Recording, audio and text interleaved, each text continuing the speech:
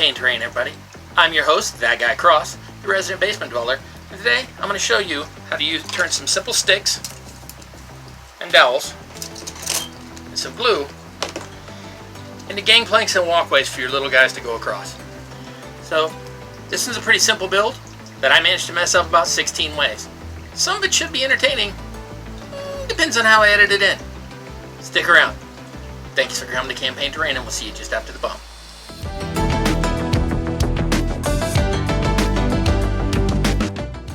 Okay, let's talk supplies. This looks like a lot. I promise it's not, because most of these are redundant.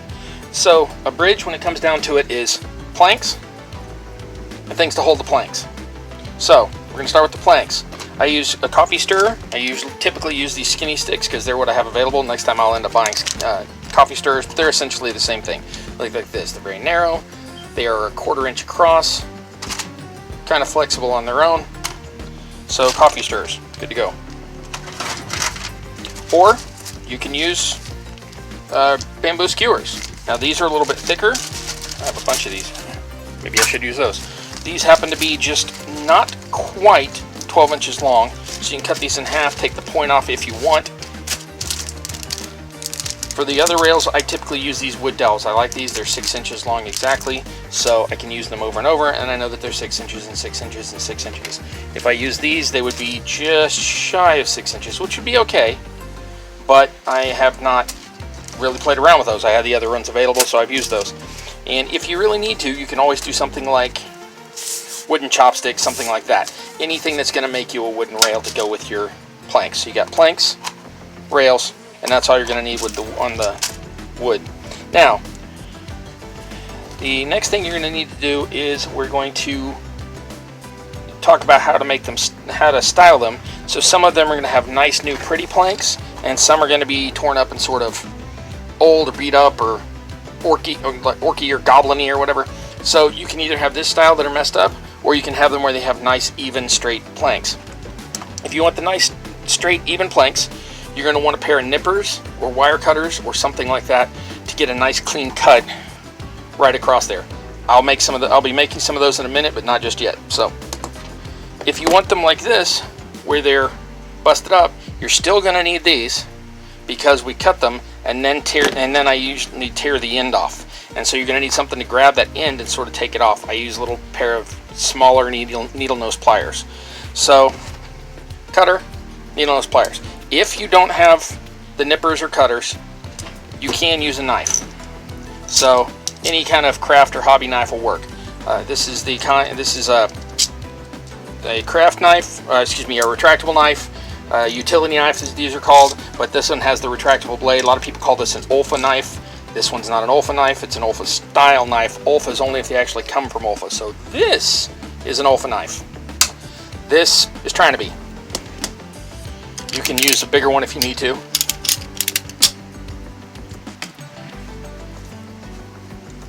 Alright, so that's for cutting. Then once they're cut, we're going to put them together.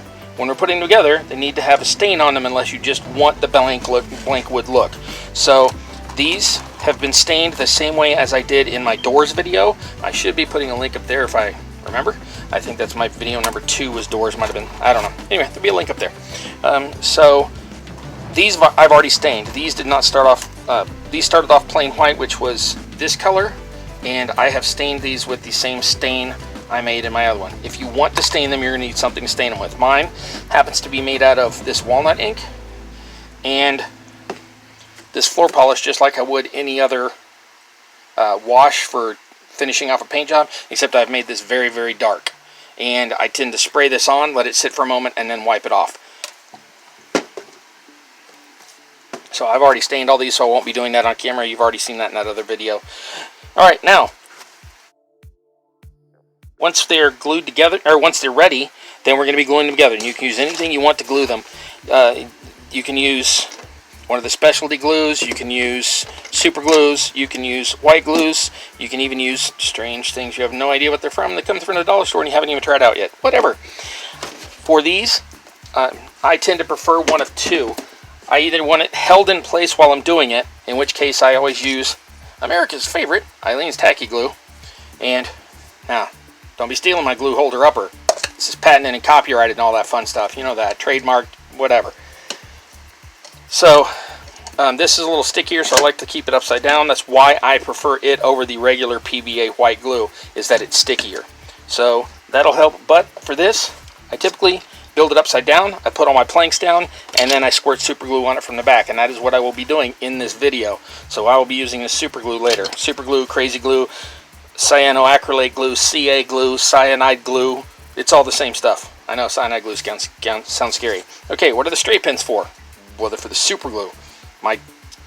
Every time I use one, the end gets all clogged up, and I use these to clear them out. Rinse water for after you put on your paint, or your whitewash, excuse me. Then I've got a whitewash. Now this one is actually a whitewash that works just like a stain. You do not have to have this.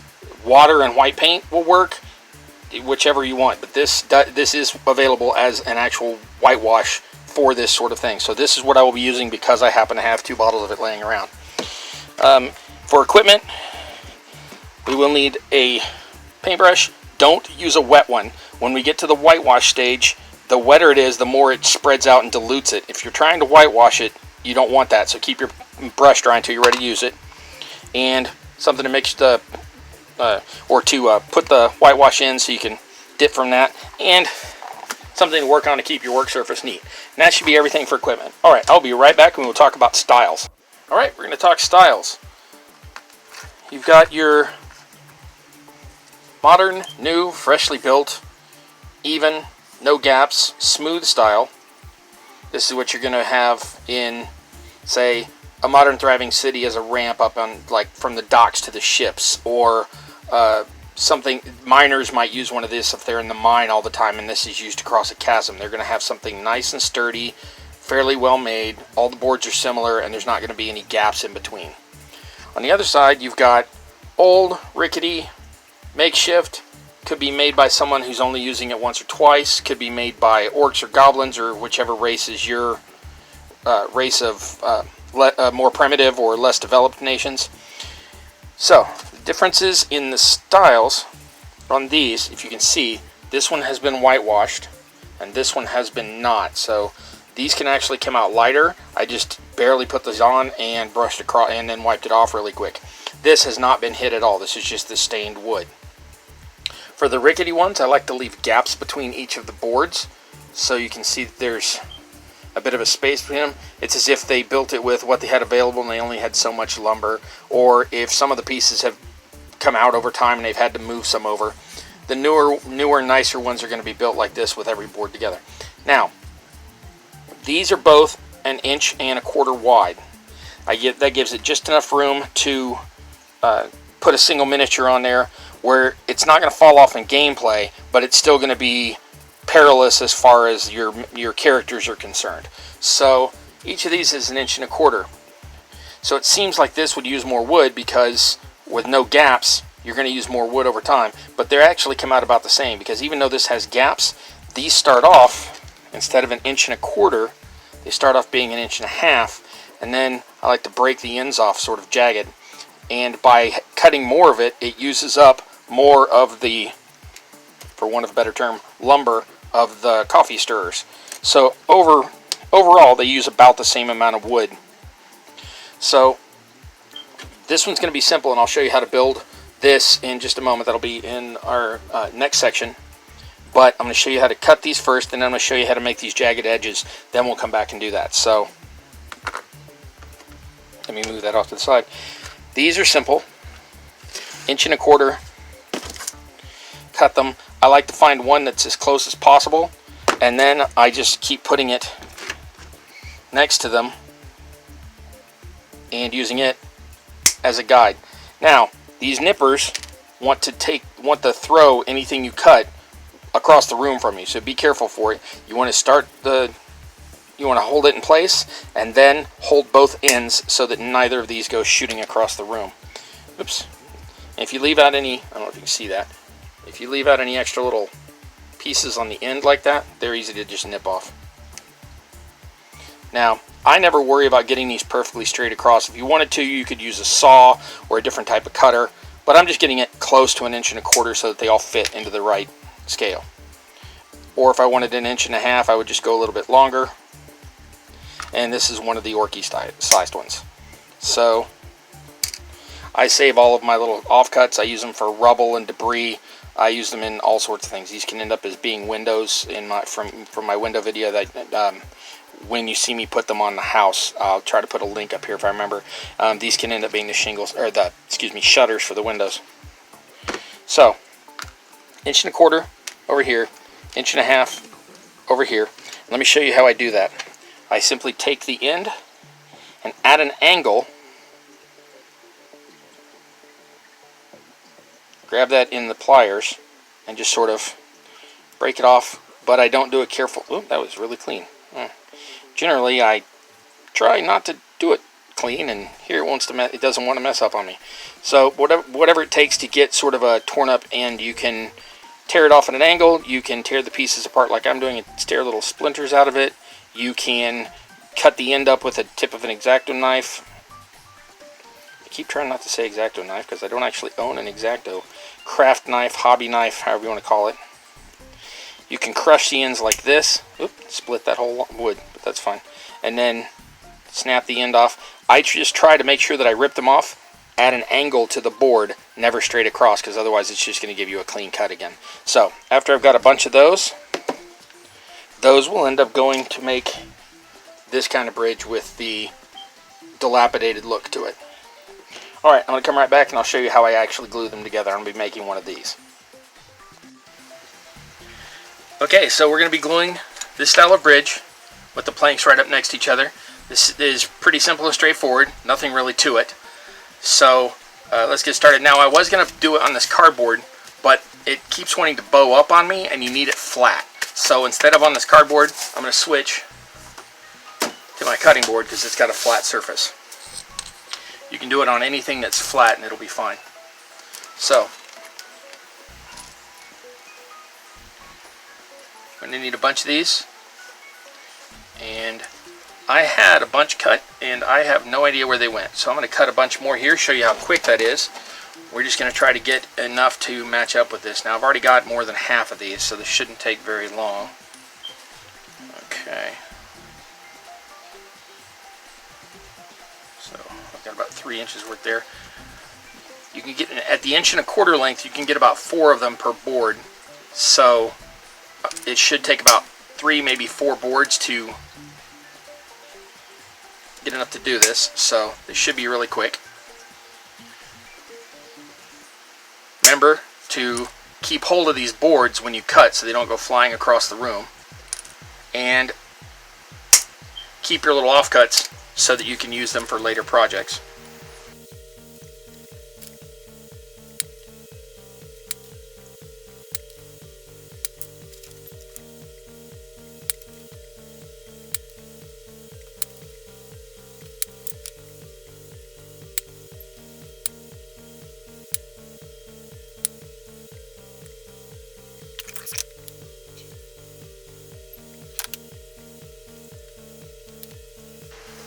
Okay, now I say 6 inches. It does not have to be 6 inches. 6 inches just happens to be the length of the skewers I am using.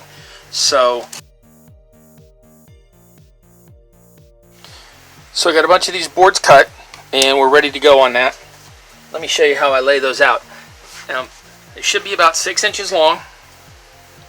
It doesn't matter, you can make them however long you want. I say 6 inches because that's how long the skewer that I'm using. It's actually not whatever these wood rods are. So I want mine to be about 6 inches long. I want it to be just longer than the stick. I don't really want ends of the stick sticking out. So it either needs to be the same length or just slightly longer than the stick. In this case, it's going to be tiny bit longer, just a little bit. Alright, you want to line up the 2 ends. By ends, I mean sides of the bridge, but ends of the planks. In a straight line like that.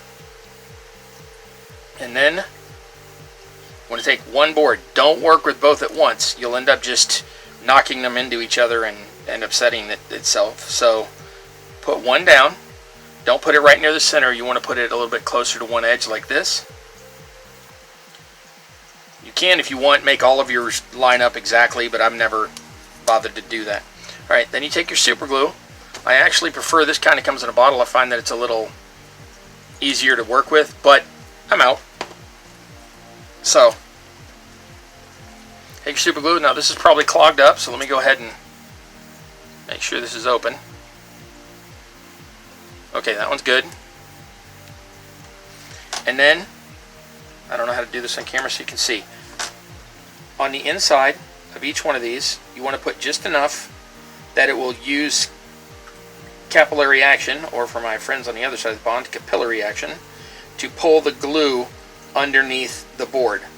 By board, I mean the rail, the rod. You want to try to get a little enough that it will not run through the board and glue to your work surface. You can, if you need to, do that, and as long as you have a work surface like this cutting board that it'll come off of fairly easily. And then once you've cut it loose or pried it loose after, oops, I am knocking that all over the place. You got a little bit of time to work with this. I'm not using a gel glue or anything, so this glue, I've got a little bit of work time. So if you get too much and it goes through, you can sand it off after, but it's just one more step that you don't necessarily have to do if you're more careful at the beginning.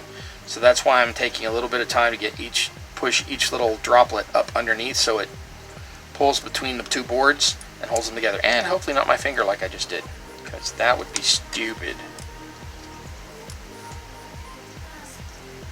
Okay, back to straightening.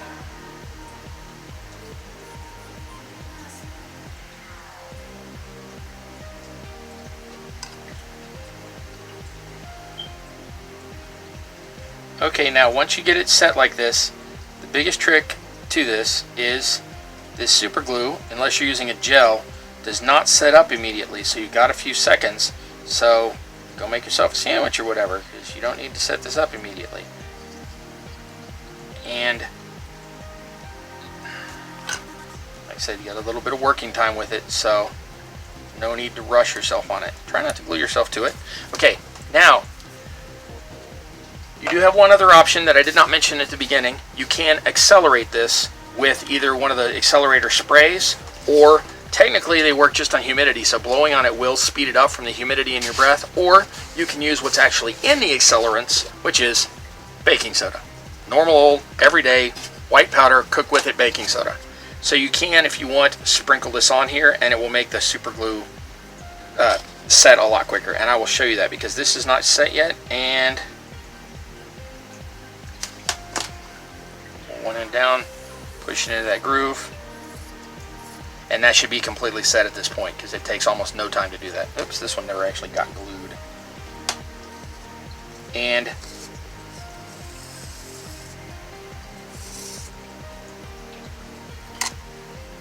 as long as I don't glue myself to it, it sets up almost immediately. So now those are all bound together rather poorly. So I'm gonna have to fix this one, but that's okay. This is just the one for the demo.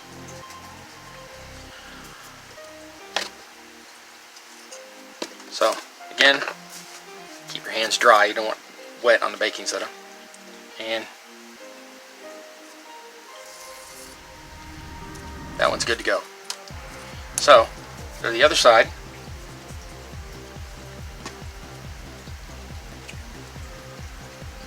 Okay, I glued my glue shut. I'll be back in just a second.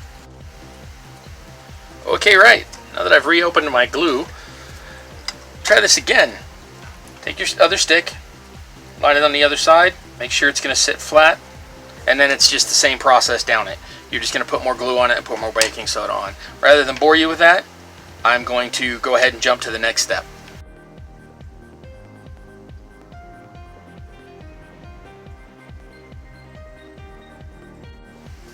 Okay, I'm back. Let's talk finishes. As you can see, this is the one that I messed up. It's got all that extra glue and baking soda in there, which, by the way, sets up like a plastic. So if you ever need to do it, just know that that's how it's going to turn out. I did not do it on this one. So you can see this is just the glue, and this is how it turns out if you baking soda it, if you're clumsy and throw it everywhere like I did. So I've got two that will both perform the function. One I'm going to leave blank, just with the stained wood as if it's brand new, and one I'm going to give a similar tone to this one that's had whitewash put on it, which works like a stain, or a typical wash. This had a whitewash put on it and then wiped off. So let me show you what the different finishes look like to begin with. Let me make sure I got these right. Yes. Okay. This is a lightly stained board. This is a more heavily stained board on this left side. And this one in the middle is a plain wood board. There hasn't been, oops, wrong side of it. There hasn't been any stain or wash put on it. So the middle one is your starting point. If you put the stain on and then wipe it off, it ends up looking like the one on the right. If you put the stain on and leave it on, it ends up looking like the one on the left. So now let me turn each of these over. Okay, this one I haven't actually done anything with, so this should look close to these two on the right here. Now this is the plain wood board after I've put a whitewash on it and then wiped it off. So this is just barely any whiter or lighter than this side. This is the plain wood. This has the stain applied and taken back off. This is the lightly stained wood. And this has a whitewash put on it and left on. So let me give you the comparison of the two whitewashes. This one has been put on plain wood and wiped off, and this one has been put on over a stained wood and left on. I don't want it as light as either of these. So what I'm going to do is apply it and then wipe it off, and it will end up coming out looking something like this, which has the almost dry brushed look, but I didn't dry brush these. So let me show you, go ahead and do this. Now this part is unlike the last part where I tried to glue myself to my desk. This part really is simple. You want to take your catch basin for your whitewash, whether you make your own or buy it from the shops. You want to have your paintbrush ready. Again, dry bristles, don't get them wet.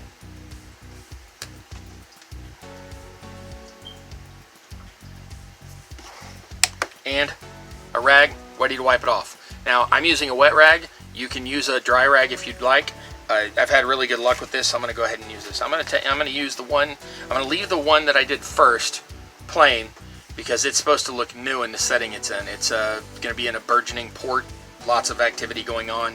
This is the sort of thing that a harbor master would pay some day laborer to build so that people could get cargo on and off of ships. So I'm going to keep that one the way it is. This one, since I already kind of jacked it up, I'm going to go ahead and make this one look a little bit older. So you just take the whitewash. You can be pretty liberal here and just put it on there. Pretend you're Tom Sawyer and Huckleberry Finn whitewashing that fence. Sorry if you live in one of the areas where that book's been banned. Oops, sorry. Go ahead and put the white on there, and then just go ahead and wipe that back off. Now, as you can see, there's already a difference between the two woods. You can't. I'm looking at my monitor. You can see it. Okay. So, but you can also leave it on there for a little bit longer if you like. So I'm going to hit those same boards.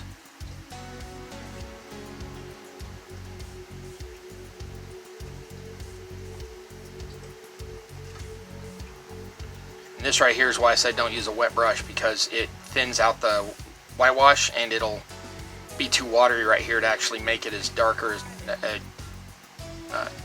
what's the word I'm looking for? Opaque as you want. So let that soak in. Just hitting that a few times because you want that a little harder, but I don't want it to be painted white. So go ahead and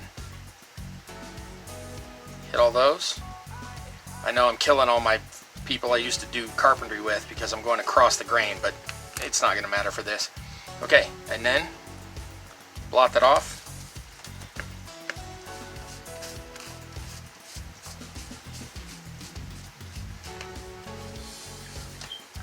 And you get that aged look to it. You can see how this is noticeably lighter than this one on the left. And you can keep going with that if you want, or work your way down the rest of it. When you're done, it comes out looking like this, all uniform and aged looking. You can also do the bottom if you want. I typically don't bother because most of the time I'm not looking at the bottom of it anyway. Sometimes the characters, pick it up to use it for something else, so it might be nice. So if you want to, go ahead and whitewash the bottom as well, but you don't need to. You can, if you'd rather, just dry brush all these in a white or a very light tan or cream if you want. But otherwise, we're basically done. So I'm going to go ahead and continue on this one and finish it up. Then after the bump, you'll see it with the whitewash on it. I'll still have this one, and I'll have this, and I'll have a couple of rocks and stuff and some figurines so you can see the size of it.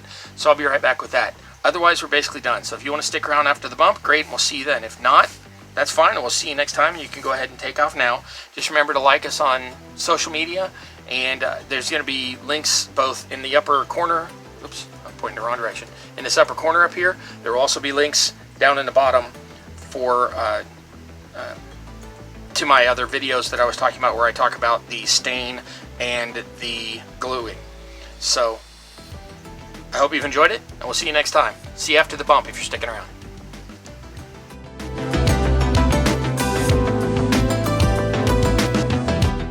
Okay, that build didn't go as smoothly as I'd like. We got there in the end. I'm sure yours will do much easier because I've made all the mistakes so you don't have to. So that's what we do here on Campaign Terrain. We try to mess things up to save you the trouble. Let's take a look at what you can do with those things. So the intrepid hero has to get from the rock up to this precipice up here without being shot by Mr. Bad Guy here. Little does Mr. Bad Guy know, Rogue has already made his stealth check and is behind him. Of course, now he's going to have to help that guy because I dropped the gameplay. We'll see you next time on Campaign Terrain. Thanks for coming, and I hope you learned something today. If not, I hope it was amusing. Make sure to like us, subscribe us, please share us around your friends. We'll see you next time. Thanks for coming.